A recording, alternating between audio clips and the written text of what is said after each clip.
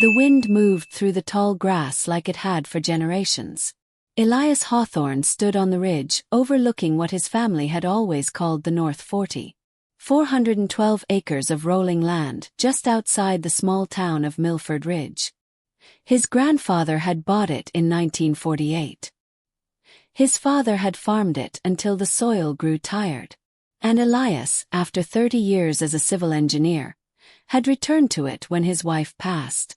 It was quiet land, sacred land, his land. That was in 2018. By the spring of 2023, the world around Milford Ridge had changed. The city was pushing outward, hungry for new subdivisions. Developers arrived with promises of planned communities and modern living. One of them, Green Vista Homes, partnered with the newly formed Milford Ridge Homeowners Association to develop a large tract they called Heritage Meadows.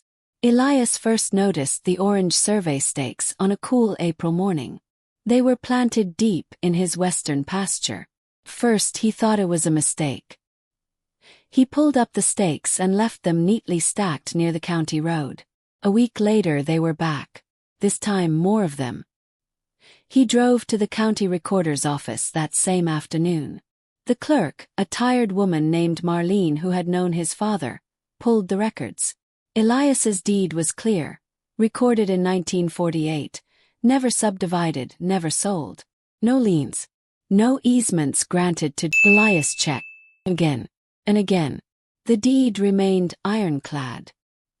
He made a decision then, one that would later be called both brilliant and ruthless. He would not fight them yet. He would let them build. The construction moved with frightening speed. By late 2023, the first foundations were poured. By spring 2024, framing rose like skeletons across what had once been his hayfields. 96 homes in total. 2-story family houses with tidy lawns and 2-car garages. Streets were laid with fresh asphalt. Street lights went up. Sidewalks appeared. A community clubhouse with a pool took shape near the old oak grove where Elias used to sit with his wife. He documented everything. Every phase. Every truck that rolled across his property line.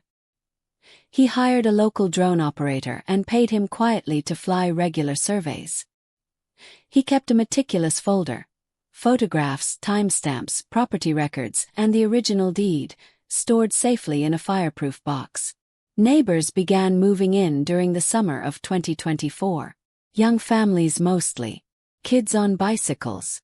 Fathers grilling on weekends. The HOA sent Elias a friendly welcome packet, assuming he was one of the new homeowners. He read it in silence, then filed it with the rest of his evidence. Some people in town started to whisper. They noticed the old man who walked the construction site in the evenings, saying nothing. A few developers grew uneasy. Richard Caldwell called again. "Mr. Hawthorne, we're prepared to offer a generous settlement for any perceived boundary issues. Name your price." Elias replied calmly. "I'll let you know when I'm ready." He waited. By October 2025, Heritage Meadows was nearly complete. 96 houses stood finished, painted and landscaped. Families had moved in. HOA had collected dues. The pool was open. The first court hearing was standing room only. Richard Caldwell stood before the judge with confidence. "Your Honor, this is clearly a misunderstanding. Mr. Hawthorne never raised proper objection during construction. He allowed this project to reach completion, which implies consent." Sophia Reyes stepped forward with a thick binder. "Your Honor, we have extensive documentation showing that Mr. Hawthorne repeatedly notified both the developers and the county of the boundary error. He chose strategic patience. Today we present the original 1948 deed, a professional survey conducted last month, and drone footage spanning 18 months of construction." She played the drone video on the courtroom screen. The footage showed the methodical destruction of Elias's land, the pouring of foundations, the framing of houses, all while clearly crossing the surveyed boundary line. The judge, an older man named Harlan Brooks, leaned forward. "Mr. Caldwell, did your clients conduct a proper title search before breaking ground?" Caldwell hesitated. We relied on county GIS data and previous surveys. Previous surveys that apparently did not match the recorded deed, the judge interrupted. The hearing stretched into days. Expert witnesses testified. Surveyors contradicted each other. Green Vista's project manager admitted under oath that they had rushed certain due diligence to meet investor deadlines.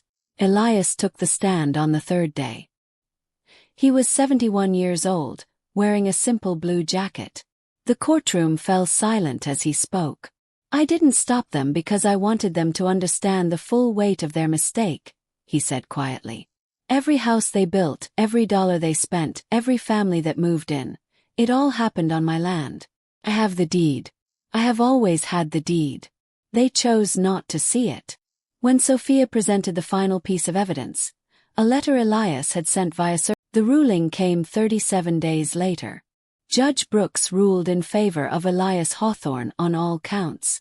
The court declared that the 96 homes had been constructed on land legally belonging to him. Green Vista Homes and the HOA were found liable for trespass and unjust enrichment. The judge gave the parties 60 days to negotiate a resolution before he would consider more severe remedies, including potential removal orders. The settlement negotiations were intense. In the end, Elias did not demand the destruction of the neighborhood. What he wanted was recognition and restitution.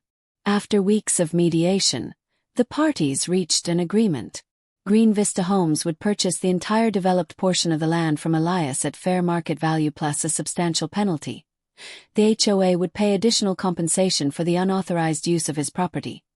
All homeowners would receive clear title through the corrected transaction. Elias retained 50 acres of untouched land on the eastern side, including the ridge where he still liked to watch the sunrise. The final number was never publicly disclosed, but it was enough for Elias to live comfortably for the rest of his life and establish a land trust in his wife's name to protect other family properties in the county. 6 months after the settlement, Elias stood once again on the ridge. The houses of Heritage Meadows stretched out below him, children still playing, lights glowing warmly in the windows. The land looked different now, organized, developed, alive with people. But it was no longer his burden. A young reporter from the local paper met him there for a final interview. "Mr. Hawthorne, many people still call what you did cold-blooded. You let them build everything before you struck. Why?" Elias looked out over the neighborhood, hands in his coat pockets. "Because some lessons," he said, "are too expensive to teach halfway." He paused, then added softly, "I didn't want their money. I wanted them to feel the full cost of ignoring what was right in front of them. The deed was always there. They just refused to look." As the sun dipped behind the western hills, Elias turned and walked back toward his truck. The wind moved through the grass on the remaining acres. His acres, the way it had for generations. And for the first time in years, the land felt truly his again.